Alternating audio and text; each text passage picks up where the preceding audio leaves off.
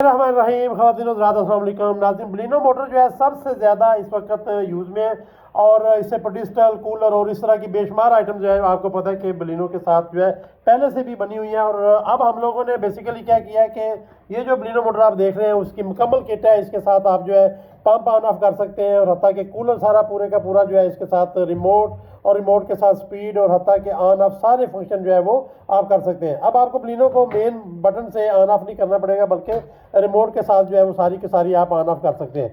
अच्छा, उसके साथ अब अभी आप देख रहे होंगे कि ये क्या, ये बुनियादी तौर पर जो है बॉक्स है। जो अभी आप ये किट देख रहे हैं इसी के अंदर जो है ना, ये इस बॉक्स के अंदर जो है वाटरप्रूफ जो है वो किट है मुकम्मल तौर पर बना दी गई है ताकि जो है कूलर में खासकर लगाना जो है वो आसान हो।